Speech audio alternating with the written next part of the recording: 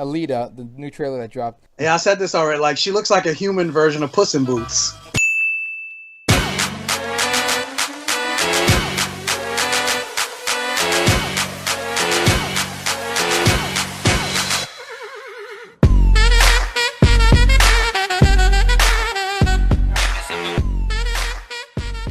Hey everybody, welcome back to the newest episode of the Talking Nerdy podcast. It's episode number 14. Actually, I believe in the last episode it was episode number 13, but we said episode 14 because I don't know math. So, but this is the 14th episode. So now we actually have Sean joining us. What's up, man? What's going on, guys? And we got Maria returning. Hi. Now, Eunice and Lexi and Liam could not join us today because they're busy living their lives. Mm-hmm. And we need to have a moment of silence for Liam, whose account was hacked. Let's have a moment of silence. Okay. So we're going to move forward. And he couldn't join us. I wanted him to be on the episode because I wanted him to talk about what happened. But he was busy, having a life. So we're going to have... be able to do like little PSA, Exactly. Just, everybody watch out. They're taking everybody's account out here. We have two guest accounts coming today, or guest hosts. We got Mike, who's been on the show before. What's up, Mike? Hey. And we have Taj, who made an appearance once before on the podcast. What it do? All right, so let's get started. First, a little quick promotion for our sponsors, Heroic Hollywood and GodHatesGeeks.com. They both post about all the latest comic movie news and reports going out there, and comic reviews. So now we can get started with the first topic of the day. It's not going to be Infinity War. First thing we're going to talk about is Ready Player One. Let's save the Oasis.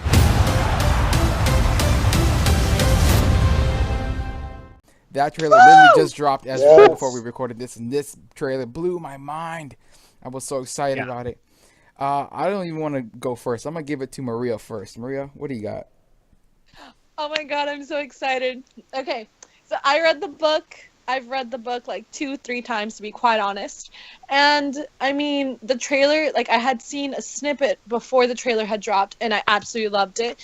And then I watched the trailer, and now I'm at that point that I'm so excited that I just wanted to come out, but at the same time, I'm just kind of like, I don't know what to expect. Well, I do know what to expect, but I'm just so excited, and I love all the Easter eggs and looking around and finding things from so many different things, and I'm just excited.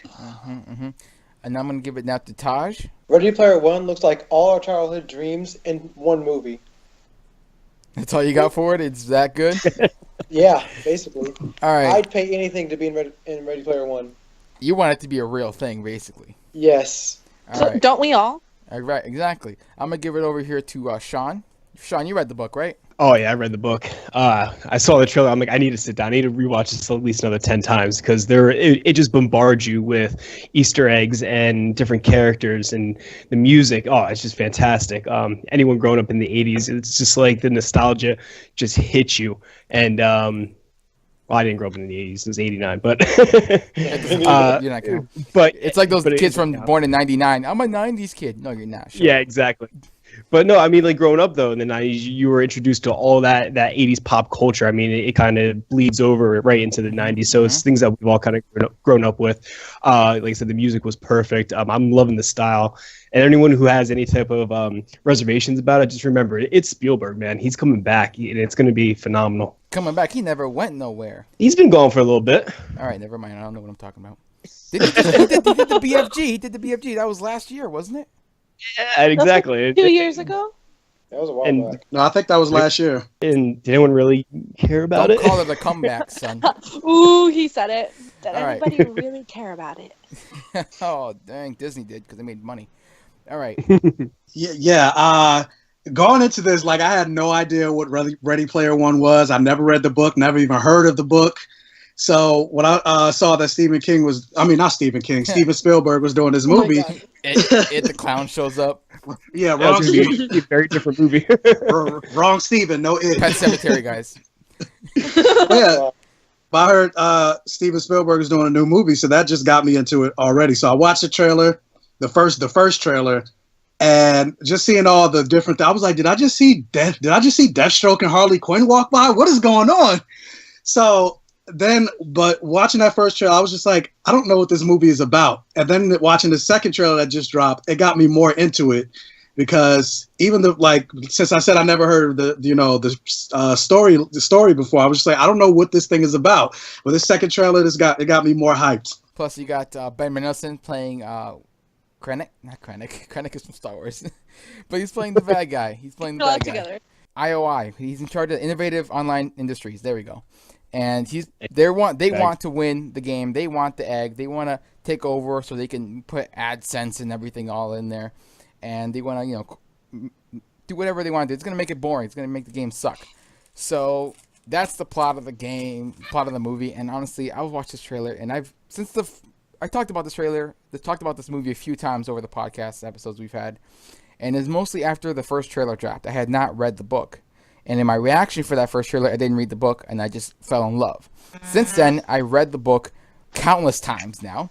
And in this trailer reaction, I was just floored. I was loving everything about it because I was seeing all these characters come to life. And a lot of the scenes in the trailer, most of the scenes and a lot of the dialogue is from the actual book itself. And then you also see some of the things that they're diverting from.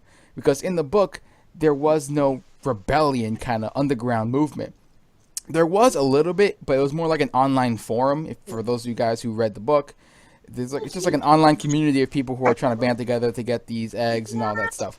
Here, they make it more like an actual physical underground movement that the company is trying to stop. And that's why you meet Artemis earlier in the story. In this looks like in this trailer, than you did in the book. The book, you meet her at the end of it. So, but either way, I like that they're changing it up. Well, maybe I don't like it. No, I like it. I like it because if you look at the book and a lot of the challenges to get the keys and the gates, visually and cinematically, those challenges don't really work for a movie. So you have to change them. If I was the director, thank God I'm not, but if I was, I would no, we got to change these. It's just not going to work in a movie point of view. So they changed it. Now we got the race, and that's the first challenge we see. We also saw clips of the final battle where we got to see Iron Giant. It's a Warner Brothers movie. You're not going to see no Iron Man in there. They did reference Peter Parker, though. They did reference. You got to see Joker, Harley Quinn, Deathstroke. Oh my gosh, Tomb Raider, the female Shepard from Mass Effect, Chun-Li, Tracer from Overwatch, the Mach 5, the Batmobile. I just saw all these different things in there. And obviously, the DeLorean. Yeah, Chucky doll. Yes, the Chucky. That was so cool. No one expected it. It just happened so quick. So much going on here. And this is only from seeing the trailer 5 times at this point. And I just picked out so much. Only 5 times, guys. Only 5. Seriously, and I'm freeze framing it, just going through every little thing, and it's gonna be so much more I'm gonna pick up after it. I'm probably gonna do a breakdown for it too. Go ahead. As a book fan who usually reads the books before the movies come out, from different perspectives, there's you also, when you read a book and you you were saying, going away from certain aspects of the books because they don't work into the movies as much, you learn to accept it in either way. If they at least do some reference or they at least acknowledge it, it's perfect. As a book and movie fan, I'm pretty sure this is going to work out perfectly. But I'm going to ask you this, because you are such an avid reader, and I'm not. Maria, if there's a book coming out, a movie coming out, do you read the book before or after? What would you suggest? Because if you read the book first, you most likely are setting yourself up for failure. If you read the book after, then you get, let's say the movie is good. You get a good movie, and then you get an even better version, or you maybe get a similar version. Or one is going to fall, the other one's going to rise. I don't know. What would you suggest? Okay. Quickly answer. So 5 seconds. I read a lot of books. I've had at least 10 movies that come out from books, and then I've read the books beforehand. And I usually, to my friends or whoever, I talk to them about reading the book. Always, if you haven't read the book and the movie's coming out, watch the movie first, because the movie is only the first little part of it. And once you read the book after you enjoyed the movie, let's say you enjoyed it and you read the book is 10 times better. Mm-hmm. And once you have a setup of what the characters look like, and if they did do proper homage to it, it's going to make the book even better, because you're going to have to visualize and you're going to see the actors, and it's just going to make it so much better. Maria, did you like 50 Shades of Grey? Don't answer that. I'm kidding. We're going to move on now. All right. Now we will talk about Avengers Infinity War, guys. Now we can talk about the big daddy of all the trailers.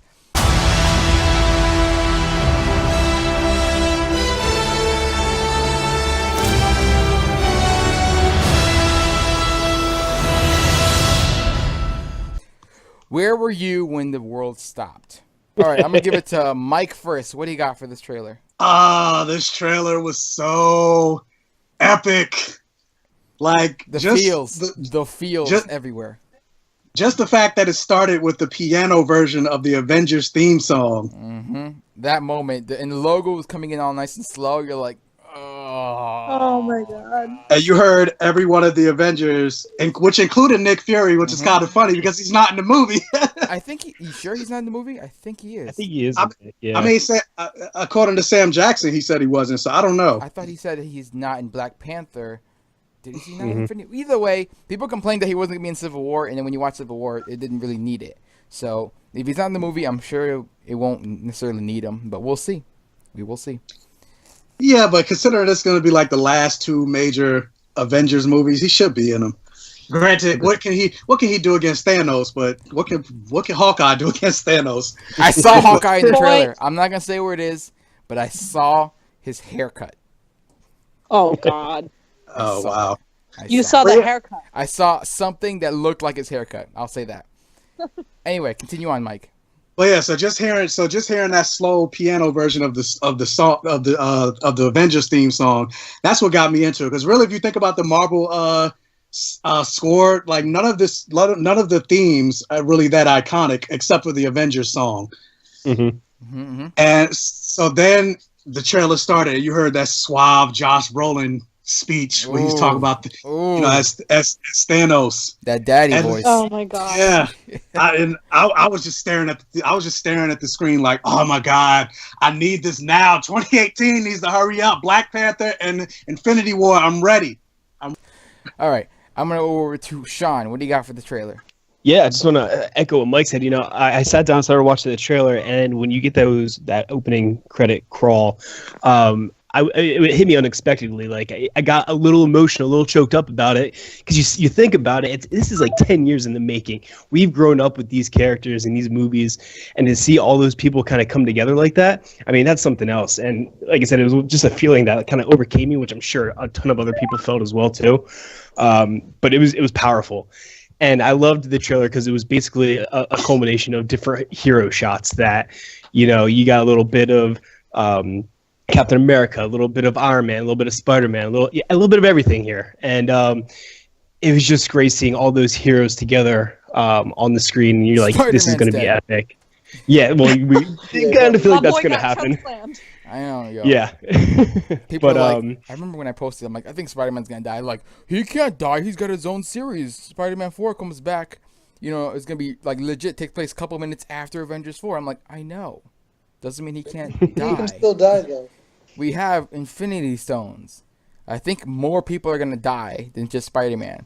I think most of them will come back. I think everybody's going to die. Then I would love it. Everybody they come back in the next one. You think everybody's going to stay dead, though? I don't know, because here's the thing. I think Tony Stark, his days are numbered. Even though some people are like, oh, it started with him, it should end with him going off into the sunset with Pepper. I'm like, nah, it's going to end horribly. Things aren't always that That's how this works. And there's a rumor like, oh, I think it's Tony, it's Pepper inside the suit getting body slammed, not body slammed, but like knocked out by Thanos. I'm like, nah, it's not Pepper, because for those who watch the leak trailer, you do see Iron Man in the suit without the helmet in that battle area. You also see Spider-Man without the mask on, but in that Iron Spider suit on the ground saying, I'm sorry, Tony, I'm sorry. Yeah, he's dead. Tony's standing over everybody. He's like, oh, crap, my dream came to life. Everyone's dead. You see in the leak trailer, you see Star-Lord falling to the ground. It's okay, I'm going to cry. Don't mention Star-Lord. Guys, I'm just going to cry in the theater. It's going to be bad. I I'm going to walk out the theater. Mm-hmm. I want this movie to end on the snap, like in the comics, where he like destroys half the universe, and then like maybe one person survives, and then they got to go back in time or whatever to try to fix it. But we got to talk about everything going on in Wakanda too, because that itself is like, what's going on over there? And I want to brag about this rumor I started by accident. I watched the trailer a few times, and you guys already all know this, but I watched the trailer a few times, and I'm like, I think it's Bruce Banner inside the Hulkbuster suit, and not Tony, or not Friday, the AI. So I just posted about that, and I said that I just think for some reason that Hulk and Bruce are going to either be spliced and taken apart because it's a new set photo that looks like Bruce is fighting a big gray hand.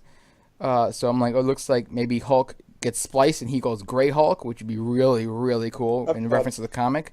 Or maybe, because if you look at the trailer, he falls from space, it looks like, and falls to the ground, or falls from a really high height. And maybe I'm like, what if Hulk gets kind of knocked out? So he's dormant inside Bruce, and Bruce can't access Hulk for a while, so he uses the Hulkbuster armor or something like that. But I would really hope Hulk and Bruce get split, and then Hulk has to face off against the Hulkbuster armor that's Bruce Banner inside. That would be epic to see that. What else do I want to talk about? There's a lot of rumors. Wakanda. The drop ships falling to the ground, and then those what are they called? Outriders? They're from the comics. These creatures that take over planets. Outriders. Like weird Outriders. dogs. They looked awesome, and you got Black Panther just bitch slapping one across the face. I saw a rumor where it's talking about the Soul Stone is in Wakanda. That's why. It's either gonna be Wakanda or it's gonna be with Thor's buddy over there, Heimdall. It's one of those two places. Those are the only two places left, unless they're gonna make up things like Thanos had it the whole time. Yeah, it's definitely in Wakanda. Because I like feel in like Black Wakanda. Panther, like you see like go to like that Soul World, like with like the purple lights and stuff. And he's talking to the Panthers. Yeah, that's how he's able to have his Lion King moment. Yeah. You're right. It probably is gonna be like that. And you know what? It works for me. I'm also thinking like, what why are about- so many Infinity Stones on Earth all at once? It really doesn't seem safe. Especially we don't even know where they are here. You think they'd be spread out a little bit more? You Well, guys the think only Loki other will one die? that's on Earth was the Time Stone, right? No, there's three of them on there. Vision has one. Doctor Strange has one. Vision, Black yeah. Panther. Yep, Yeah, that- Black Panther yeah. has one. And the one from Vision Wow. was brought from Thanos. So if you skip that one, take that one out, we still had 3 on Earth because the Tesseract was on Earth still before, which is the Space Stone, which is now on Asgard, which is now on Korg's ship because Loki took it. So I still call it Korg's ship. I don't know what they called it. It's just that's Korg's ship. Hey man, when I get out So of here, what, Do y'all think Loki's gonna die in Infinity War? Loki, yeah, I hope. I think so. it's his time. We all love him, but he's got to go. Do you think it's already confirmed that he's gonna be working with Thanos? No surprise there. Do you think he will die a hero's death? I hope so. No. I think so. I think he's gonna do something. Yeah, again I and think so. actually I think so. die. I think for story I purposes, don't think he is. deserves a hero's death. He doesn't, but I think like for a story But he's purposes, mischievous, I'm which so means he's everything. mischievous to the good guys and mischievous to the bad guys. He plays that line. He's a Whatever triple he- agent. whatever the moment feels like for him, he'll do that. Yeah, he's always had his own Mission. agenda. He's a child. I mean, can we appreciate the dialogue of which happened in that trailer? The in time you will know what it's like to lose, to Yeah. feel so desperately that you're right, yet to fail all the same. Dread it, Yeah. run from it. Destiny Still arrives. Ooh. Oh my god. Oh, Who's but writing I- the script, please? We Yeah, don't really like, know. well, Bucky's got his there's- arm back, no red star on it, and it's laced with vibranium and with gold. Yep. That looks nice, Yeah. basically. Okay, if Steve dies in Infinity War, who do you want to become Captain America? Bucky, Yeah, I'm kind of feeling Bucky. Yeah. the Buckster. Me too. As long as you get his plums first, you gotta get those plums. Iron Spider suit looks beautiful. It does. And Spider Sense visually being represented now. He always Yes, had it. oh, He always finally. had it. People were like, "Oh, he didn't have it," or it's like it's growing on him, like it's developing. No, he always had it. I talked about that in my breakdown of the Infinity War trailer. He always He had it in Civil War, but he didn't have it in Homecoming. I said that he did. He just didn't really show it. But there's certain things he does, even though he does get hit every now and then and get surprised. Yeah, because I would say there are plenty of moments where he got ambushed He's and you still never new saw at it. this. It's only been like a year for him. Not even. It's been like 8 months. Still honing his powers. He's had his powers for 8 months. So that God, Spidey Tom sense, Holland's my favorite Spider-Man. he is an awesome Spider-Man, that's for sure. But you also see that the Avengers are being kind of split up, obviously, after Civil War. The directors who did Civil War are doing Infinity War, and they said that Civil War is not over, that effects from Civil War are still going to affect this movie. They're not just all going to be buddy-buddy, even though you see Tony 100%. holding that cell phone from Civil War at the end of Civil War. In the trailer for Infinity War, he's holding that same cell phone, making that call quickly to Cap's Uber, be like, yo, come over here real quick, we got some stuff going down. Help me. I know, right? And then I don't think it's going to be buddy-buddy. There's going to be some issues. The fact that you see Vision having this holographic, or whatever you want to call it, mode of human mode on him, right? his human form. Vision is still an Avenger. Wanda is not. She's a fugitive. The fact that they're together is breaking the law. It's a little Romeo and Juliet moment. And if you've seen some of the set photos and some of the set videos, and even in the trailer, you know this is not going to go well very, very, very quickly. It's going to go downhill. But it's a little more depth to their characters as they're falling in love. The fact that they're sharing that bed together, they've been sleeping together now. Their relationship has progressed quite a lot. Little vision babies. Oh my god. Do you guys think Wanda will actually get more powerful in Infinity War? Mm-hmm. We've seen her manipulate and affect the Infinity Stone before, so I think she's gonna be a very powerful character. I was saying, if anything, the ones that really stand a shot of taking out Thanos will either be Wanda and Captain Marvel when she shows up in Avengers 4. You don't think Doctor Strange? Doctor Strange for sure. He took out Loki like it was nothing, man.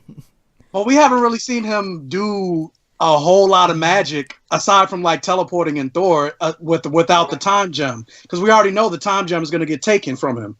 Oh, that's a good point. Now I can't remember. Is he wearing the time gem in Thor Ragnarok? Is he wearing it? Yes, he is. He is. Yeah, I thought because I know at the end of Doctor Strange he doesn't have it, but from the end of Doctor Strange to where he see him in Thor Ragnarok, it's been a long time because he's really good now. Yeah, he's progressed. He's progressed a lot. Obviously, it showed that he progresses really quickly in the Doctor Strange movie, but here he's like nothing, bop, bop, bop, taking everything down. Takes Loki out with a hitch. Where was him in the Avengers one? Man, he would have taken the whole thing down. 30 minutes or whatever. which I made a joke about because in the Thor Ragnarok movie, it opens with him saying, you know, I've been searching the cosmos for the Infinity Stones, and then he's right in front of Doctor Strange, looking at an Infinity Stone. I'm like, bro, you got one job. Listen, let's break it down with Thor. Let's talk about that moment in Thor Ragnarok and all the Infinity Stones. All right, so Thor searches the cosmos, right? My boy. Yeah. You left Vision with one. There's one right there. Your dad has one in the back room. Yeah, there's one on Asgard. You're standing in front of one with Doctor Strange. That's 3. Heimdall's probably hiding one in his back pocket. That's 4. The one on the Collector has one. The Reality Stone. You dealt with one before in your second movie, and then now the Collector. Wait, are we like allowed to talk about the leaked scene of like with the Guardians and the Collector? Is that fair game? Sure, why not? Go ahead. It doesn't show much besides the fact that Thanos or one of his minions, it does sound like it's Thanos though, are there interrogating the Collector to get his stone, to get the stone from him. Stone, but also which kind of goes back to a point of like somebody who's gonna die, which my hand is the person from the Guardians of the Galaxy that's gonna die for sure in my heart, and it's gonna hurt me so bad. It's gonna be Drax, because you saw him then and there who just went after. He's not gonna die in that scene. Because you see him in the... Well, I don't think it's going to be in that scene, but I feel like that feels out to the movie. Like, Drax's mission is to avenge his daughter and his wife, and he's going to die trying. But they still got Guardians 3. I don't know. I don't like it. I think the Guardians are safe. We didn't see Nebula in the trailer. We didn't see Hawkeye. I kind of see. You don't see... We didn't see Ant-Man. Ant-Man was there. You just didn't see him. He was there. He was probably in that final running shot. You didn't even see. He was probably on Anthony 2, the second Anthony. Wasp, she's somewhere in there. Speaking of Avengers 4, there's a funny little thing that was released. Was it Scarlett Johansson that said this? That they're filming Avengers 4 and Brie Larson is Captain Marvel now, and they're doing this scene where she's standing in front of Hulk and she's standing in front of Mark Ruffalo on set, and they said stare at Mark Ruffalo's face when you're talking to him, because that's where his chest is supposed to be when he's Hulk mode. And then she started freaking out. She was like, I'm new here, I don't know. Because she's the newest member out of this universe that she's joining into, which is, when you think about it, it's so cool that we have this Marvel universe. It's so cool. You know, I wish the DC could do it. Yeah, so we could have both. And it's going to be expanded probably pretty soon. They're making Marvel Studios president Kevin Feige is like, we have about 20 movies planned. 2 of them are obviously Spider-Man: Homecoming 2, whatever you're gonna call it, and then Guardians of the Galaxy Volume 3. That's then there's Black Panther 2, Captain Marvel 2. And then you there's can start guessing a few, but then you gotta have to get Nova in here somewhere, man. Nova's gotta come. Yeah, in. exactly. Yeah, they're definitely gonna have a Nova movie. I think Josh Brolin's confirmed for Avengers 4. So here's something I'm gonna throw at you guys. they're filming Avengers 3 and Avengers 4 back to back, right? Now, Avengers 3 is already wrapped, and they're doing Avengers 4 for production. Would it not be that crazy of an idea that they're filming some Avengers 3 scenes right now while they're in quote-unquote Avengers 4 production, right? So that's why you see some actors on set of Avengers 4, but really they die in Avengers 3 and you never even know. Like, they could totally be messing with you, like having set photos released like, oh, Tony Stark and Pepper on Avengers 4, but really they could die in Avengers 3, you'd never even know. And a lot of the set photos from Avengers 4 are showing them in outfits from the first Avengers. Like, there's going to be flashbacks, alternate reality, something's going to be going on here. I don't know what's going on, but it looks insane, and I'm loving all of it so far. I don't know what's going to happen. And I like not knowing. I like it. I like it, but it scares me at the same time because I'm too emotionally attached. Woo! Speaking of Marvel trailers, let's talk about the animated Spider-Man movie, Into the Spider-Verse.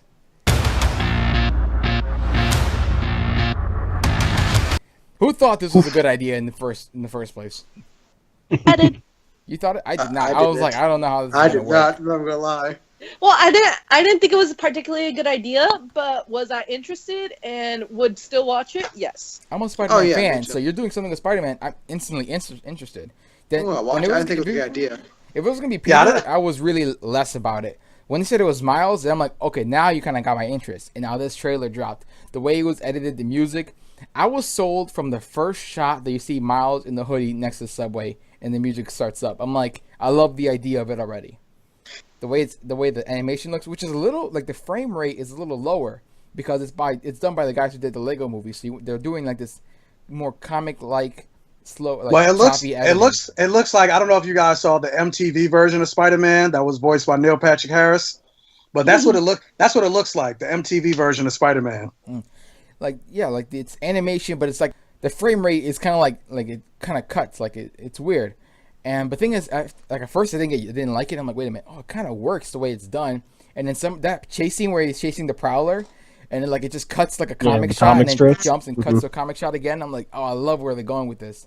And I'm watching people's reaction on YouTube already, and I love this one girl's reaction. What's her name? Bunny Girl. I watched her on YouTube, and her reaction when he took the mask off, and it was Miles, and I don't think she knew who Miles was, or maybe she did, but she didn't expect it, and she's like, "What? Oh my gosh!" Show me your face. Come on. Yes! What? Because I guess she was expecting Peter, so I'm assuming she didn't know who Miles was. She didn't recognize the costume. He's kind of dead. But yeah, this is definitely Ultimate Universe because you saw him standing at Peter Parker's grave.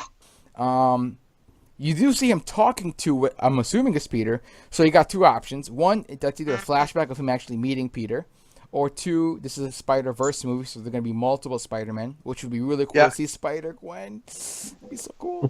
But, I was going to say, since it's called Into the Spider-Verse, I think they're going to take from the Spider-Men comic where the main universe Parker met Miles Morales. We're going to see Spider-Pig, Madam Web, Spider-Girl, Spider-Woman. Let's get all of them in here. Let's get a real Spider-Verse movie. Everyone's been wanting a Spider-Verse. Let's get Tobey Maguire back. He can voice what if he voices Peter Parker in this? That'd be sick. Whoa, if they announce tomorrow Tobey Maguire is voicing the Peter Parker Spider-Man in this movie, my mind would be blown. That'd be amazing. Get Andrew Garfield. just because it's voicing, I want Tobey Maguire. I want the original. I want the OG back.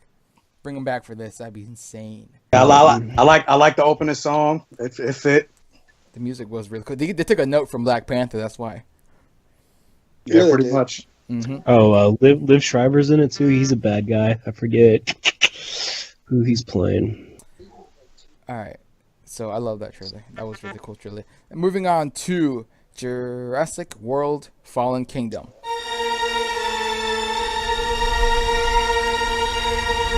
This trailer. Run! Yeah, right. Later, everything's ooh was that the one now, that but later like everything's running and screaming. Yes. Was that the one that felt like the trailer was a little all over the place, though? Right? Like it was kind of disjointed. Taking it. I was gonna say taking it from Young Justice. I was very whelmed by this trailer. Basically, what I was gonna say is, in my reaction, I was kind of like, I'm like, okay. So basically, I love Jurassic World and I love Jurassic Park. I love dinosaurs and big monster movies. So I'm hyped. I want to see it. The trailer itself as a whole, it didn't do much for me. And the one thing I was like really excited about that they've been really promoting is that they're going really back to practical effects. Yes. You know, showcasing the animatronic dinosaurs and whatnot. Didn't see And I any was of it. like really excited to see more of that. But this whole trailer was just a CGI filled stampede. You know what I mean? And I really wanted to see the other aspect of it. So I was a little disappointed. And hopefully there will be more of that, because the animatronics that you see in those promo shots and featurettes look They amazing. look phenomenal. Amazing. Oh my god! In the first Jurassic World, it was a lot of animatronics with a light layer of CGI for like little details, and it worked beautifully. That movie still stands today with the CGI. Oh my god! With most of like 80-90% of the CGI works still today, better than a lot of movies. So here it's early, so the CGI is not the greatest, but it's not the CGI that bothered me. It was like the way the trailer was cut was kind of like. Like you said, the tone was kind of all over the place. It starts off with him at the bar, a little joke. Okay, the characters are back, and then we just jump straight into the plot. Like the island's blowing up. We gotta get these animals out of here.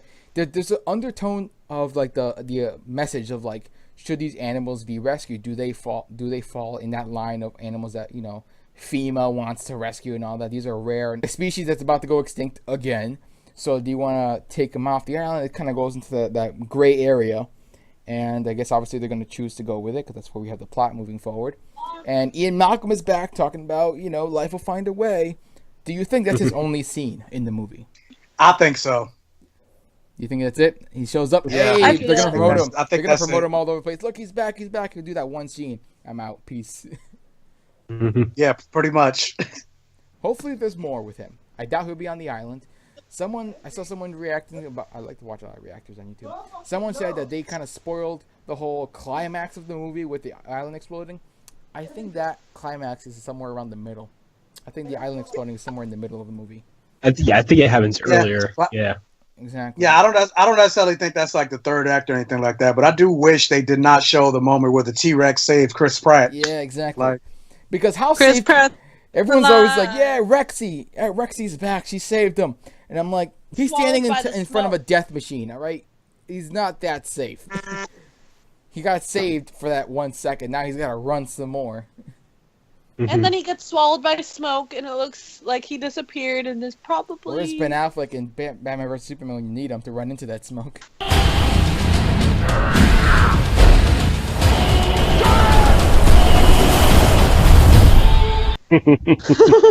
yeah, save him.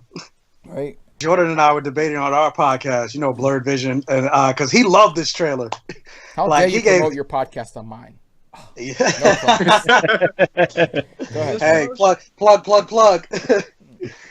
But yeah, Jordan, he loved this trailer. Like he said it was perfect, and I'm just like, what were you looking at? Like he just said, watch the same trailer. Yeah, he's just like, all I need is dinosaurs and explosions, and I'm just like, I need more some than that. Character, some depth. I need some reasoning. I love big monster movies. Are you kidding me? I'm so excited for Pacific Rim, but that was a good trailer. This is. Yeah, he was basically like Hulk in Thor Ragnarok. Big monster. Yeah. I'm like, no, I need some reasoning. I want to get some I've seen dinosaurs and explosions. I've seen it. I love it. Now give me something else to love about this, and they didn't. So I'm so excited. I'm obviously still gonna go see it, and I'm just kind of waiting to see something else. The trailer was okay.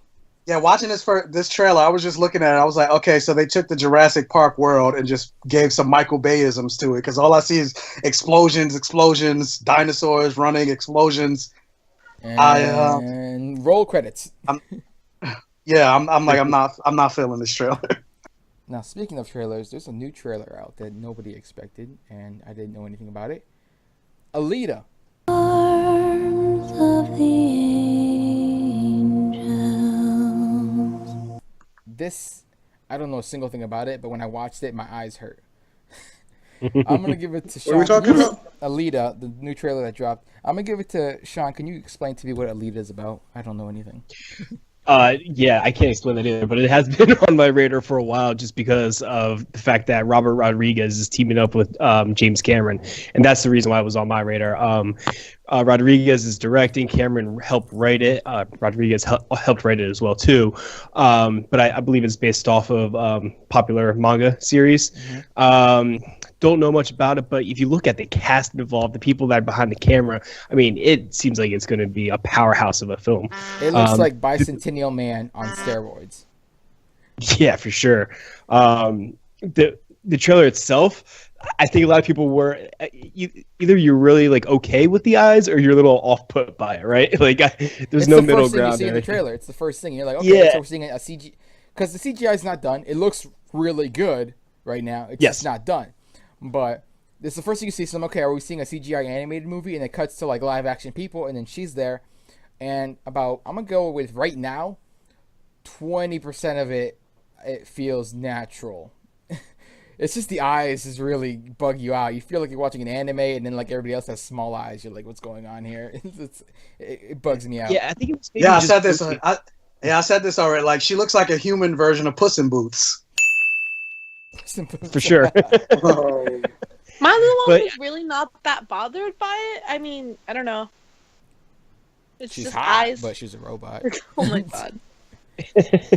Yeah, I mean, I want to see more. I can't wait till it's a little bit more polished. I think, for me personally, only her animation looked a little off, especially at the end when she lands and she does kind of like the Robo Man stance. It looked like. Yeah. It seemed a little off to me, but the other two people, Ed Skrein, how do you say his last name? Skren. I think he looked fantastic. Ajax from Deadpool. Yeah, Ajax. He was mostly CGI too. It was basically like just his face and his torso was all CGI'd out. Choke slammed him down hard. She did, and that looked awesome too. That's what I'm saying. Certain parts looked fantastic, and anything Robert Rodriguez does, I mean, it's going to be interesting. To bare minimum, you're going to have a good time. And with Cameron behind that writing it, I think it's going to be a win. I don't know how much you can. He's producing it. I don't know if he's writing it. Oh, he wrote it too. Okay, I was like, no wonder it's taking him to do so long to do Avatar 2. He's over here writing this stuff.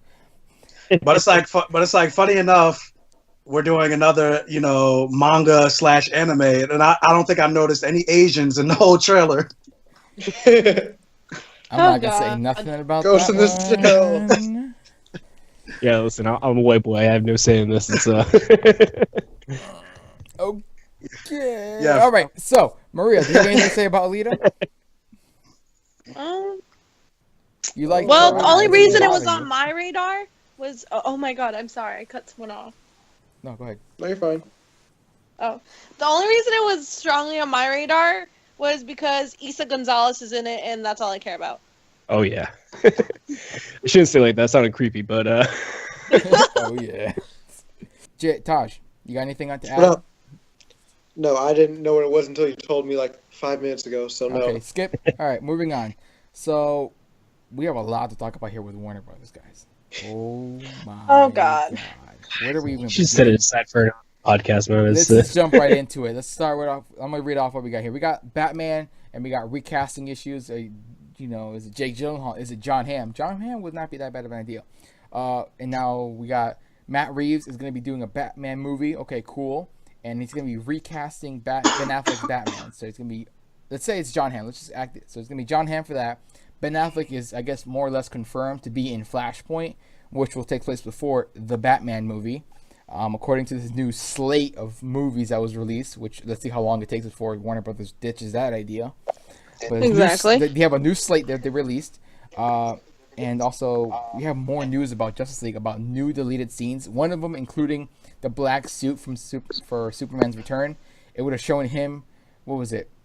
He would have been on the ship looking to the side or looking to the right, and he would have seen the black suit hovering there. He still wouldn't have worn it, but they would have included the black suit in the movie. There was nothing ever about a beard for him. Obviously, even if there was, they would have CGI'd it off anyways. There was even some scenes that were, I don't know if they were ever filmed, but they were at least written and developed, that would include a Darkseid. More would have been delved into the mother boxes coming together and actually creating the actual mother of Steppenwolf and blah blah blah. He would have failed. And then he would have been shipped off to Apocalypse, where Darkseid would have been there, and he would have killed Steppenwolf himself. And there was also some stuff of Darkseid giving Superman visions of join me, come to me. He was seeing Darkseid himself. A lot of that stuff was in early development. Some of it was written. Maybe some of it was even shot.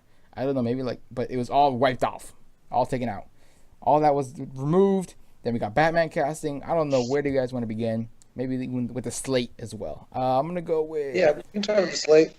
Taj. You talk. Let's go. You first. Okay, so Talk about all first of of it. Go all, here's my problem.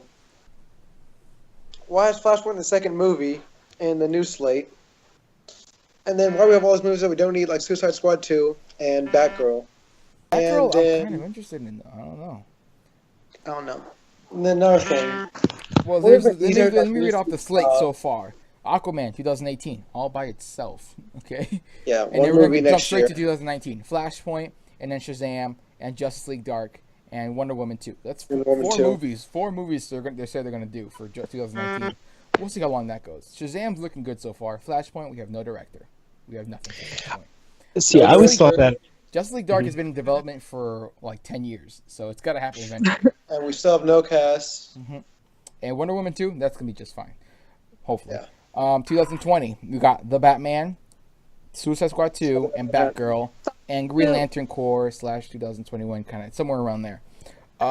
So there's no mention of Gotham City Sirens. There's no mention of Nightwing. There's no mention of Man of Steel 2.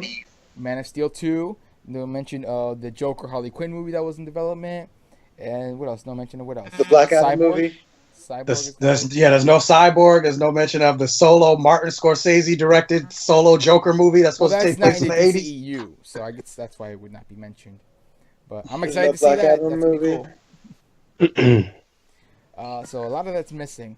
But then you go back to again the rumors of Ben Affleck's gonna be in Flashpoint, but not in his own solo movie. That's gonna be recasted either with whatever happens in Flashpoint. It's a nice little reset button, or what are you gonna do? But I don't know. I'm gonna go with Maria. What do you got? Hit me. Oh God, Warner Bros, get your life together, man. I'm trying to. Why can't you? Well, Ben Affleck getting recast in a way, shape, or form is kind of inevitable. So, I mean, let's just hope it's a good pick. John Hamm would be cool. Yeah, I would really like that. But I mean, that's all I have to say for that, because like with so much going on, I don't even know what to like. If I should even set myself up for anything anymore, because I don't even know. With having Flashpoint as a second movie, so Aquaman and Flashpoint, I just feel like it goes into the idea of a soft reboot for everything. I mean, in my personal opinion, I feel like it's going to be mostly a reboot of the villains. Bye-bye, Jared Leto. You will be missed dearly. I think he'll still be around. I hope he will be. Then again, with Flashpoint, they could just recast Joker. Like, everyone just got switched around. Some people still stayed. Like, Wonder Woman, Gal Gadot stayed. Margot Robbie stayed as Harley Quinn. But now we got, I don't know, somebody else playing Joker. Just kind of, some things can change, I guess. Yeah, and I mean, like, I don't even know. I'm upset why Nightwing isn't on the slate as it is. Because I think it's because of the Titans TV show. That's probably... That makes some sense. So excited. But, yeah, I just feel like, I don't know. I don't feel like Warner Bros. Is going to stick to that slate more than 4 months. I think Batgirl's going to happen. I think Shazam will happen. Flashpoint has to happen. Aquaman's doing fine so far. Justice League Dark is the one I'm iffy about because it's been development for 10 years, and I feel like they're going to mess it up again. Just postpone it. I forgot what's even happening. Wonder Woman 2 is going to happen. The Batman, I think, with Matt Reeves, unless something happens where Matt Reeves they kick him out or he quits or something, I think with Matt Reeves it will get done. Also, it'll happen. Next week, Suicide a Squad few more 2, years. because I think that has a director already, so I think hopefully that's going to be good. Flashpoint just has no director still, and that's the one that they need to do really badly right now to kind of shake things up a bit. What do you guys think about the deleted scenes also? Mike? I don't know. I just feel like overall, just going back to the slate and including the deleted scenes, I just think the DCEU just needs to get their shit together. More so behind the scenes than like even rebooting with Flashpoint, because I feel even if we reboot, you're gonna still have the same people making the same decisions, and you're gonna end up into a shitstorm that we have now. Because I don't know if you guys heard about the whole thing with like Kevin Sujihara, like they had the option of pushing Justice League back, but he wanted to get his like Christmas bonus, and so pushing Justice League back, he wouldn't have been able to get that. It's like, so hearing stuff like that, I'm just like, they need to not just reboot. I feel like they need to reboot the DCEU, but then also fire everybody behind the scenes. They already had like a reshifting of administration back then. They already did it like once or twice already. And here's the thing about Justice League: if they had pushed it back, here's the thing: it was in November, you push it back a month, now you're facing Star Wars. If you push it back another month, you're going to January, February, where there's not much competition, but it's not the summer movie season, and/or it's not where a movie goes. Then again, with no competition, it can make serious bank there, so that's kind of a good thing. Deadpool did the same thing; it's doing great. So yeah, they could push it. They could push it into March, like the end of. Of course, fanboys would be mad, but at the end of the day, you would get a better quality film. And even if the movie was still the same movie, we still wouldn't have had the issue with the mustache. That would have been cleared up. It would have been better CGI. It would have been worth it. If you make the movie go back to March, but you get no mustache issue, I would have said push it back to March. I would have said so. I agree. Even if it was going to be the exact same movie, I would just say push it back to March. I just don't want no mustache issue. Because I like the movie as it is. Obviously, it could be better. But I like the movie, and I want to buy the movie. But even now, every time I watch the movie now, I'm always going to see the mustache issue. I'm always going to see it. Yeah, I have no interest in seeing Justice League again. Like Me neither, honestly. I was Me neither. I enjoyed it kind of for what it was, but it was very forgettable. Absolutely. Really? Twice already. And the mustache. it was forgettable for me too. And let me ask you this: aren't you tired of going to the movie theater, seeing this cut, and then having to wait for a new The extended, cut? even Oh better my cut God, to come yes. out, Exactly. and you have to So pay even annoying. more money to see that? I'm like, that's complete bullshit right there. Like, if I'm going to the theater to spend money on your movie, I want something that's worth spending money on. You know what I mean? Exactly. Like, I don't have to wait and have all this amazing extra footage released later. I mean, like, I understand everyone loves extra footage, but if it's really adding that much more to the movie, like they said it did in Batman vs Superman, that's complete bullshit. Mm-hmm. Yeah, I agree because there's rumors going around that we're going to get a Joss Whedon cut of the Justice League. Joss Whedon, Yep. Zack Snyder cut. I don't know what we're gonna get. They're And chances Joss- of them doing an extended I just cut want to is see. very, very high. I mean, Well, that's back to all what- that says is they don't care about the fans. They don't care about the people. They just want to make money. That's all it's saying. Sheesh. Well, Got someone obviously, triggered over like, here. you have a really good point about the whole extended edition. Like, so I'm going back to the one that I actually really relate to with Suicide Squad itself. I watched Suicide Squad in theaters at least 4 times with different pairs of people who all wanted me to be there with them. But as much as when I found out there's an extended edition, of course I bought it as a fan. But as my friends who watched it or who borrowed it from me, they very much found it a ripoff that they had to like. They had scenes that actually added on to the plotline and actually made an overall better film, which is a ripoff. But as a fan, like, I'm going to complain about it because I'm the one wasting $40 on a 4K DVD extended edition. But it's not going to stop me from buying it.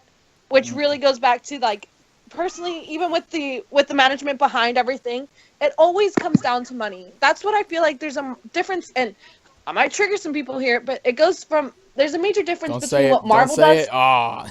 Oh, you did Marvel? it. Okay, I did it. I'm sorry. Marvel may see money as a major interest, but they do well to the characters and well to the fans. I'm going to be completely honest there. You want to know the difference? And that's the biggest one difference? thing- Ready? That's Kevin the biggest Tsuchihara difference. is a businessman. He's the one running everything. He's a businessman. He's never made movies before. He's from like the business aspect. That's the While Kevin difference. Feige did like how many Marvel movies or how many movies before ever creating the MCU? He did like what 10, 12, 13, 17 Marvel movies before and just making movies working for the Donner Company and moving up and working at Fox and going up and up and up all the way up. And then eventually getting to making the MCU before he started producing these major motion pictures himself, like he worked from the ground up making these movies. That's how he understands how movies work. And he also is a huge nerd himself. He loves these characters to his core. That's And the and not biggest only thing, yeah. not only Needed.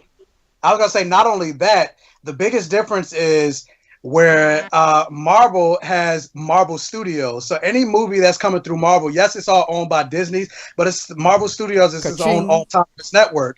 So all the people that are working in Marvel Studios, their sole job is to focus on just making good Marvel movies. Yep. Whereas DC, they don't have that. You got people working on DC movies that are also working on fucking It and working on Ready Player One and working on this and working on that and not focus on just making good DC movies. Mm-hmm.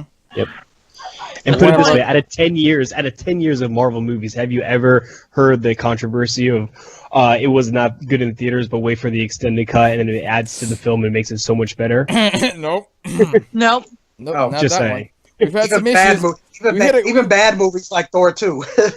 Yeah, The MCU is absolutely. not perfect. We've hit some bumps, some recasting, some drama Yes, behind the scenes, absolutely. but they always That's smooth it not what I'm over. They saying, always though. fix it. They always adjust. They've had Mhm. some drama behind the scenes. MCU has. You gotta look it up. But the thing is, because Oh, I they agree. always work over it and then like make a good product, their drama and all the issues kind of get backboned, like thrown in the back burner. But like you have with Justice League, unfortunately, what happened to Zack Snyder's family, that's a tragedy, and that's no fault of his own and anything like that. But drama like that then gets thrown in the forefront because the product ends up not being as good as it could have been because they didn't delay production, or because they shortened the movie, or because they brought in a different director who has a completely different shift in tone. It could be any of those reasons. I don't mind having Joss Whedon. I just think the movie was too short. Yeah, and it's sad because I want to see an awesome DC EU. Like, most of my cosplays are DC. Most of my toys are DC. Like, I want an Exactly. awesome DC God, universe. I'm a DC fanboy, and Justice League hurts. Oof. God. My first superhero experience, like all the first superheroes I ever used to watch, were the Justice League. That's where it started for me. Then Yeah. Spider-Man, then the Spider-Man movie came out, and then that's where everything went downhill for me. But or uphill, Like, even- I guess you could say, but still.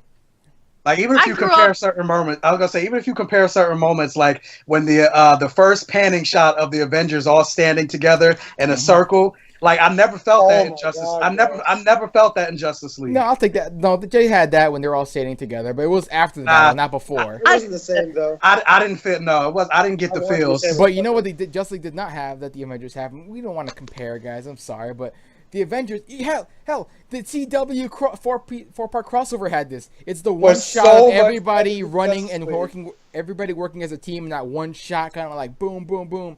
You get the whole team working together. The Avengers did it. The CW four-part Like that one crossover shot did it. of like Killer Frost. Oh yeah, and- Crisis on Earth X was definitely way That better was than my Justice Justice League. League movie right there. Every That day, was my any day. Justice League. And it's so sad. Thank you. The It CGI is is a not even that budget good, and show. it's still better than the mustache issue we had.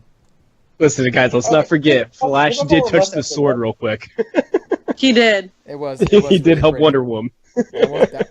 And then he landed on her boobs, which people say that was a sexist Joss Whedon That thing. annoyed the living bejeebus out of me. Why? I thought that was hilarious. Oh. I love Joss Whedon It's humor. funny, but then when you actually think about it, When it I don't know. happened, I'm like, that's really funny, and it's obviously a Joss Whedon thing. But I'm like, is that sexist? I don't know. yeah, that's exactly how Or I is it? felt. Maybe it's not even sexist, but it's like demeaning to Wonder Woman herself. And I'm like, nah, it's funny. Well, I feel like I don't think it was demeaning towards her. I just feel like they tried to make fun on sexualizing the only girl there. He landed on her boobs. She has boobs. Batman. Batman. doesn't have boobs. He's got pecs. Throw nipples on the suit, we're good. Alright? It's not like they put nipples on her suit, alright? People relax. He landed on her boobs. Oh, It was Please funny. don't. Oh Jesus. It was a funny moment. I don't think, I don't want to say that people exaggerate things too much. Or whatever, we're moving on. Alright, what do we got next to talk about, guys, here? Let's talk about Disney Monopoly. Alright, so in the last podcast, we talked about the rumors and reports coming out that Disney and Sony were in talks with Fox, trying to buy them out, about like trying to buy their properties or buy the studio as a whole. And then I was like, that's not happening, or they're not going to buy the whole property as a whole. Well, it looks like it's happening because they're at the bank right now signing papers. Like, it's about to happen. Disney's about to buy almost everything that's Fox. And it went down exactly how I said in the last podcast, right? Like, that's why you're the smart one. I was like, these talks happen, and the reason that it's come to the forefront now is because they're relatively serious. But because that you do take that break, that's just a normal thing that happens. You have these negotiations, you go separate, you regroup, and then you come back and then have the more serious discussions. I'm like, you're going to see this happen, or you're going to see this deal come back up in the next few weeks, and boom, happened. Yeah, that whole speech that Thanos was having at the beginning of Avengers Infinity War, that's Mickey Mouse talk. That's Mickey Mouse talking to Fox. Exactly. Dub that over. Destiny still arrives! I'm making that meme. Oh, boy.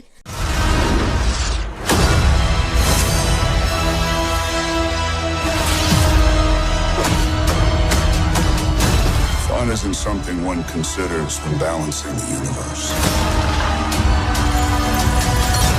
But this does put a smile on my face.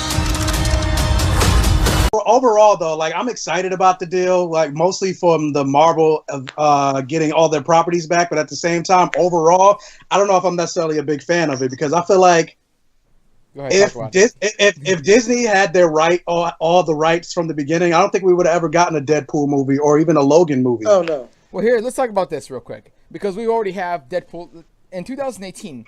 Like, I don't know what's gonna happen with Gambit now because they're looking at Gambit being being rated R, but that's not even made yet. Let's talk about the ones that are made yet. Deadpool 2, New Mutants, and Dark Phoenix. By the way, those Dark Phoenix images look amazing.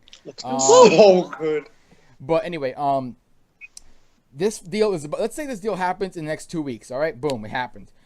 So what happens next? You still got Deadpool 2 coming out, which is not gonna be with Mickey Mouse ears on top of it. That's gonna go well. They're not gonna. There's no way Disney is gonna be like, nope, we're not gonna have Deadpool come out. We're gonna cancel that. There's no way. Disney itself maybe like, oh, rated R. That's money, and fans will be very, very angry. They are not gonna. I mean, it will be rated R. They're gonna right. touch because it makes so much money, and they're not gonna chop it up and make it PG-13. No, not gonna happen. Those movies are already done. So I think the movies that are already done. Here's my idea. Movies that are. Go ahead. No, go ahead. I was gonna say the movies that are already done. I think they're gonna come out, but like after that, like after Dark Phoenix, I doubt they're gonna continue. Like after Deadpool 2, are they gonna continue with X Factor and all that other stuff? I don't think so. X Factor, New Mutants, I think is rated R. Gambit looks like they might be looking at rated R, but New Mutants is done, but Gambit's not done yet. So Gambit's probably gonna get scrapped or changed or whatever again. We'll see. Here's what I'm thinking though. I think because Fox is not going to disappear. It's going to be 20th Century Fox. It'll just be a Disney company written in small print in the bottom. I think that's what I'm assuming they're going to do. I think that Fantastic Four, they're going to take that and bring it right to Marvel Studios. Take it, bye. Galactus, Silver Surfer, all going to cinematic universe for Marvel. That's great. Right, the X-Men is the question. That's what the question is for me. I think that they're just either two things. They will take all the X-Men except Deadpool and bring them to the MCU, and then maybe with some fallout of Infinity War or Avengers 4, some mist comes out and then mutants are born. Blah, blah, blah. That's a good idea, maybe. Or they keep the X-Men at Fox, and then it's a Fox does the X-Men movies, and Disney gets the money. And the X-Men never go to the MCU. I don't know how you can do it because you can't get rid of Deadpool. Disney itself knows you cannot get rid of Deadpool right now. That's insane. No, I think when we were talking about the Marvel kind of playing out those 20 films, if you think for a second that they haven't already factored in X-Men and other factors like that into the MCU, you're crazy. In those they meetings, definitely do. Talked about this. Yeah, because Kevin Feige said he's like excited about the prospect of folding the X-Men into the MCU. I want to see a Wolverine versus Hulk moment. Can we please just talk about how big the MCU is now? Oh, it's beautiful, isn't it? We have all the MCU movies. We're getting all the Fox properties. Mm-hmm. We have Agents of S.H.I.E.L.D. We have Defenders. We have Inhumans. Whoa, that show is so trash. All right. I watched the first episodes. It was hard, fam. Listen. It was all right. Hold on. It was hard for me to get through Inhumans. All right, so let me ask you another question. Here we go. Because so X-Men coming into the MCU, are they going to be rebooted, or are they going to just alternate universe that lives next to the MCU? No, it's gonna be rebooted, just like they did when they when they got Spider-Man. Okay, but Deadpool though, that's the question. I think his own separate universe. Well, see, I think if anything, I don't think Disney Deadpool has is the one character. With Deadpool. Yeah, I think Deadpool is the one character Mickey Mouse that can got some big balls, lady. I'm sorry. Calm down. Because of the nature of Deadpool, I think he's the one character that can work and like they can just keep him in the universe because he hasn't even really fit into this main X-Men universe. So it would be easier to fold him in because he's in the somewhat future and or present time, while the X-Men right now are in the 90s, slowly catching up. But it looks like they're not going to catch up because this new Disney regime gonna cut that short. That was a nice Dark Phoenix and New Mutants movie you did there. Now we're gonna bring that over here. Or they're in the 90s and they haven't aged not one because if the like X-Men First Class in the 60s, the 60s, and they still look the same. I know. Maria, you were gonna say something? Well, no, never mind. I lost it. Sorry. So for me, what I think is that I think Disney, they're business people, right? And I think they see the potential for not touching Deadpool, leaving it alone. But I also, if I were them, understand that there is that market for it. I mean, Fox has already proved there's a market for rated R superhero films because these kids who have grown up loving superhero films, people our age, are now to that point where they can go see rated R films, and they will make it successful, right? Mm-hmm. So if I was Disney, I would expand upon that, right? Make Deadpool and continue with the X-Force film and make that its own universe, a rated R universe. Like, that would be my next step. Remember, Hugh Jackman said if the Avengers ever joined with Wolverine, he'd come back. That'd be nice. That'd be nice. I don't think it's going to happen, I think, because obviously Marvel would reboot the X-Men. Also, what I was going to say, do you think Ryan Reynolds, Deadpool is his baby? That's his child.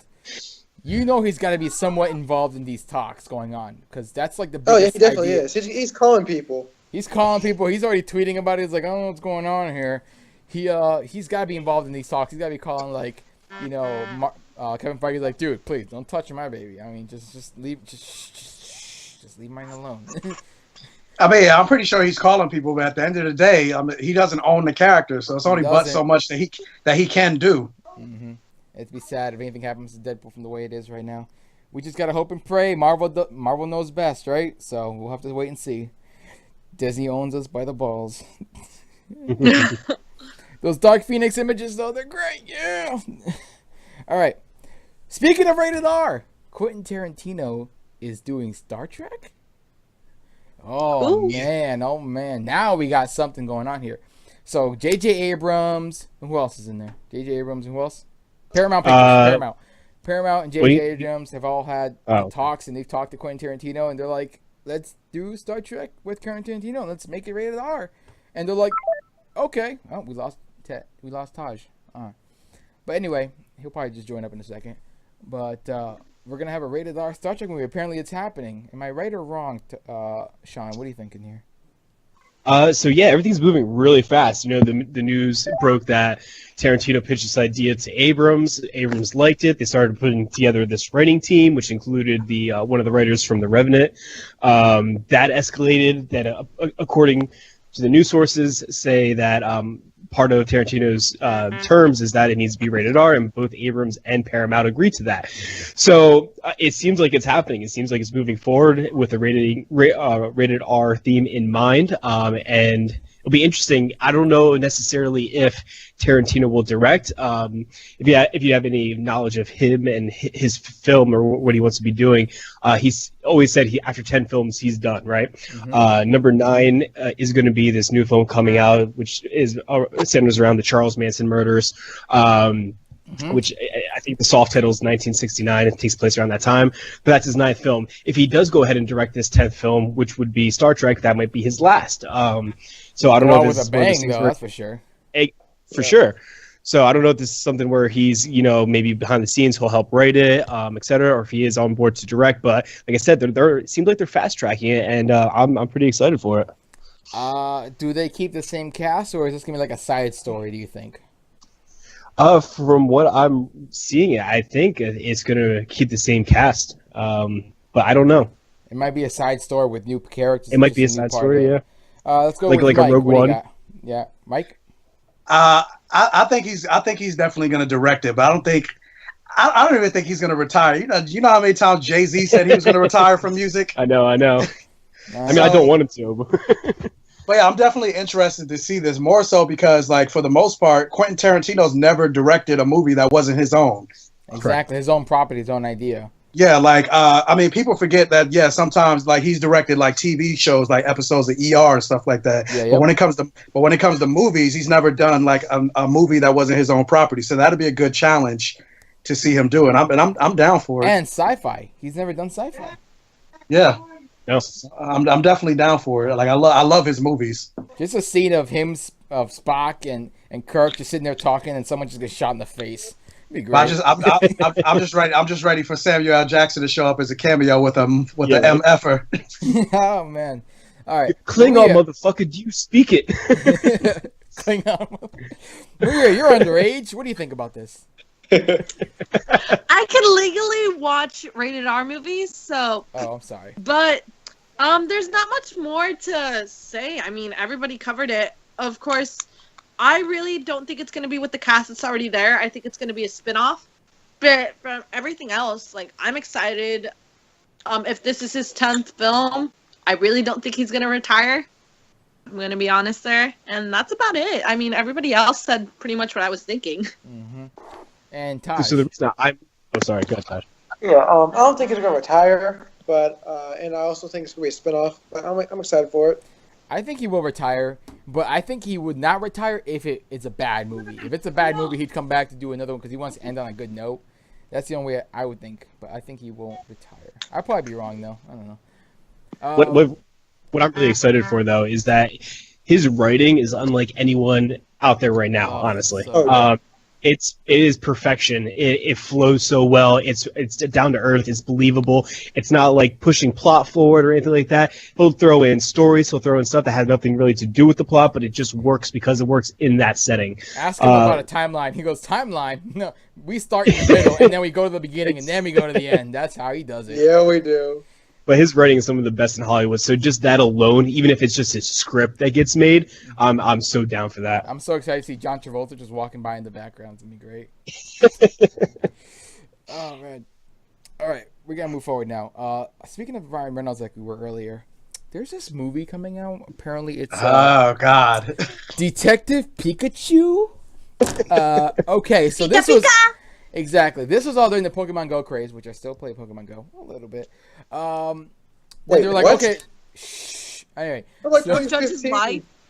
so during that craze, then they announced they're gonna do a live-action Pikachu. Then the rights were going all over the place. Eventually, Legendary got it, which is the one I was actually voting for. I'm like, come on, Legendary, you can do it, you can do it. They get it, and then they announced they're gonna be doing Detective Pikachu. I'm like, dang it, that's not what I wanted.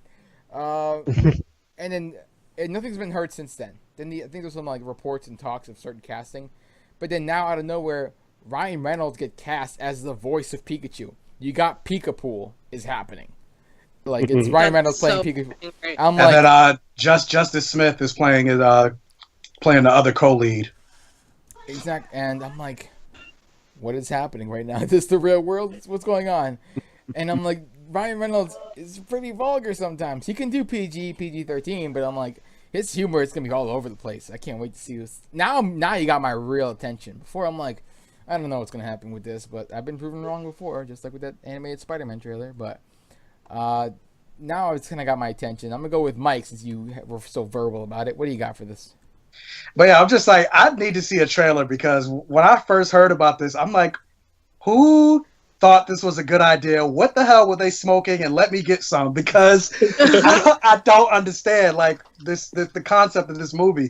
And then funny enough, I was like, I need to see like what is this script because you find out that Hugh Jackman and Dwayne "The Rock" Johnson were also in the running to play Detective Pikachu. So I'm like, so The Rock, The Rock and Hugh Jackman. So I love The Rock, but when I hear The Rock's voice, I think of a big, Maui from, Moana. I think of like a big character. Pikachu, which is hilarious. I have a feeling they're definitely going to modify the voice. Like, you're not going to hear Ryan Reynolds. He's going to be like high-pitched. No, I want to hear Ryan Reynolds. I want to hear his voice. I have a feeling he's going to be like high-pitched or something like that, or, Pikachu-ized. I hope they don't modify But it. can Ryan Reynolds really do high pitch though? No, they'd modify it. Of course he can. I mean, he kind of raises his voice a little bit when he talks as Deadpool. When you hear, what the? What? So the I just need to see a trailer because I'm just like hearing this news. I'm like, what is this movie? Me too. I'm trying to figure out what's going on in my life right now with this Pikachu movie going out right now. I really hope they don't modify his voice. It's just Ryan Reynolds' voice inside Pikachu, and that's it. I wonder what Pikachu's gonna look like in live action. I've seen some art renditions and all that stuff, but I wonder if it's really gonna be a mouse with electricity. And for me personally, I mean, growing up, I would watch this show and stuff like that, like most of us did when we were younger.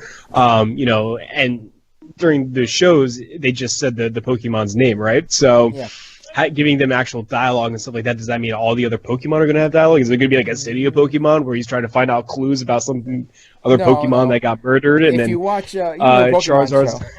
Hold on. Yeah. If you watch the show, Meowth can talk. So Pokemon can learn English. Mewtwo spoke telepathically, but he spoke. So I think in the Detective Pikachu movie, I think there's an actual movie already in Japan. Yeah, I heard that. Pikachu does speak, and I think he actually had like a deeper voice. So I don't think that's why I think they're gonna keep Ryan Reynolds' voice. But Detective Pikachu is not. I don't think it's Ash's Pikachu. I think it's just another Pikachu that's just detective. It's a different one, yeah. Mm-hmm. When I thought live action Pokemon movie, I'm like, I want Ash and I want Pikachu and I want Misty and Brock. I want them and I want their adventure. But they're going this whole side route, and I'm like, we'll see. But in this world, will they have other Pokemon be able to speak as well? Is he the only one? Well, I'm just really confused about what's going to be. Is Charizard going to show up? That's what I'm saying. Voiced by Samuel Jackson, also. I don't think other Pokemon will talk because it looks like within the TV show, Meowth's the only one that could talk because he taught himself. I still remember the episode where he showed his backstory. Very suppressing stuff. But he taught himself how to speak English, so maybe this Pikachu did the same thing. I don't know. So it's possible for Pokemon to speak English. Or speak at all. So do you guys want to talk about the Titans TV show? We got the first image Yes. My newest obsession. All right, I didn't even get to finish what I was saying. Cool.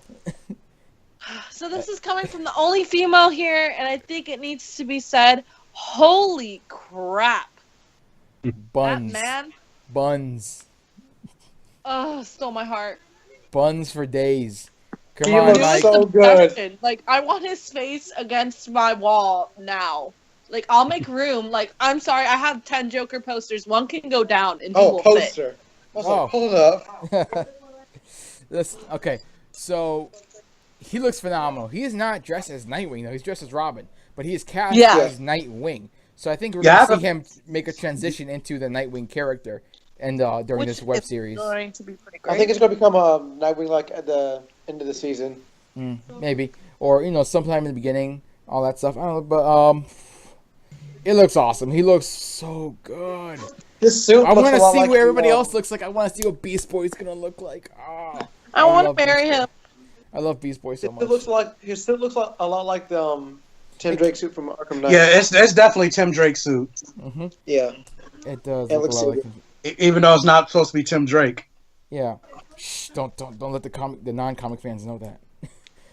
I was like, they should have just went full out and just gave him the Dick Grayson tidy whitey, the green underwear. They should have just went full out. I still think Damian Wayne has the coolest suit for Robin's. Well, you talked about the buns. I did talk about the buns. I'm not sure. You can't even see the picture, but okay. There's buns. Oh, there's buns. No, he has Dick Grayson booty. He has the booty. Mm-hmm. Trust me. I mean, I don't know much to say. I wish. I'm a little upset that it's not like the animated show on TV. I'm just kidding. It's. Oh my gosh! I'm like, dude, this looks really I was like, wait a minute, what? Oh, no, I don't have much to say about it. It looks awesome. I'm excited. I really hope the streaming service for DC works and this show. Yeah, is awesome. I'm curious of because I don't think they released what the price point is for the streaming service. So I don't know. I might be arg. I just got Hulu and I'm watching The Runaways. I love The Runaways right now. Oh my gosh, it's so awesome. I don't have Hulu because I lack money. It's not easy being green. Oh my god. Oh, it must be such a struggle. All right, moving on to the next topic. We have two things left to talk about, and they're both Disney related. The Little Mermaid and Mulan. So Okay, I'm gonna say it now. I've never been a Disney kid, so I'm not that involved in this. Really? Yeah, I don't really like Disney movies at all. Oh no. Besides, the only one that I absolutely love and adore is Tangled. The rest I don't care for. Boo. Flynn Rider's my life. Oh god. Listen, from us older gents here. We got Disney's live action Mulan has been cast, and it's Lai Yifei. I'm butchering this. Liu. I feel like you really did. All right, hold on. I'm gonna just send it to you guys. Hold on. Nope, is this it? That's not it. Where's our group chat? There it is. Okay, so I just sent it to you guys. The Disney live action Mulan has been cast, and it's Liu Yifei in the lead role. I'm bad with names. I apologize. Liu Yifei. Okay, whatever. Yeah. Her. She looks great. Okay, she's Asian. No whitewashing. Problem solved. She's right. I don't know what else to say about it. We're good. Yeah, she looks good. You look beautiful. The movie, the idea of Mulan, right, from the animated movie for Disney, was, if you really think about that in a live action form, it's going to be pretty grand. That's a whole war scene you're going to be seeing. A bunch of war, action. It's going to be really good. I actually think that's, I think The Little Mermaid is the one where I've been saying the longest. Like, I want to see Little Mermaid, I want to see Little Mermaid being live action. And that sounds creepy for, an adult to say that. But when I'm like, okay, Cinderella was great. You got Beauty and the Beast. Now you're doing Mulan. I'm like, when are they going to do, they're doing Lion King now, and that looks great. I want to see Little Mermaid, and now we actually have a director in talks for it. Well, Jose, let me go back real fast.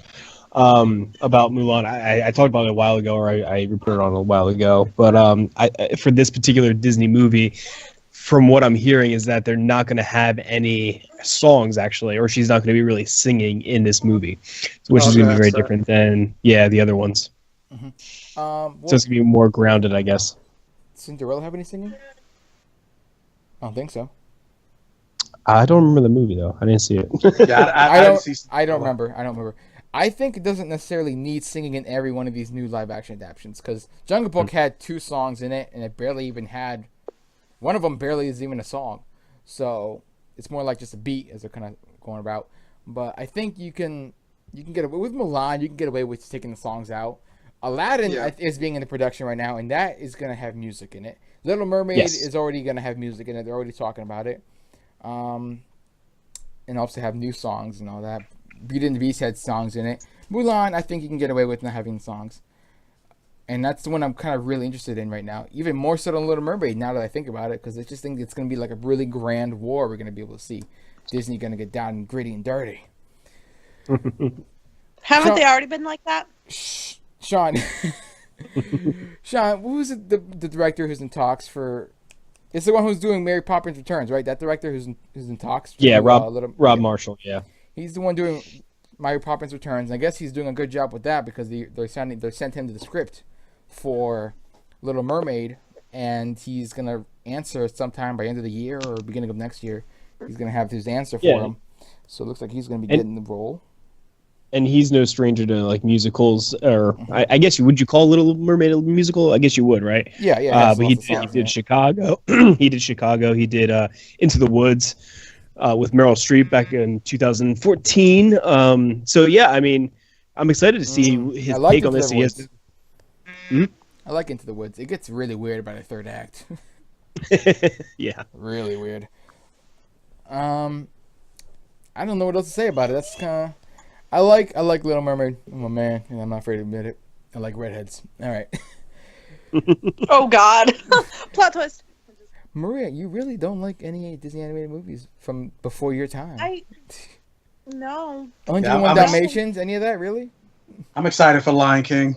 Lady and the Tramp? Oh, yeah. Lion King, that's going to be great. That's going good, hopefully. The only thing I care about is Tangled. Rapunzel. She could have said Shrek, and that would have been a better answer. You're just mean. Are you mad because she's a blonde? Is that what it comes down to? She's actually brunette. Well, by the end now of the she's movie. brunette, but like... Brunettes are hot. All right, moving on. That's the end of the podcast, guys. I got nothing else to say about it. Taj, where can people find you? I am KMH, also known as King of Metahumans on Instagram. All right, Mike, where can people find you? You can find me on Instagram, Black Gay Comic Geek. Mm-hmm. And Maria. You can find me on Instagram as Mr. J's HQ. Okay. And that's going to leave Sean. Yeah, you can find me on Instagram at Updates in Cinema. You have the longest name, you really do. Listen, it's unique. Every episode I gotta bring it up.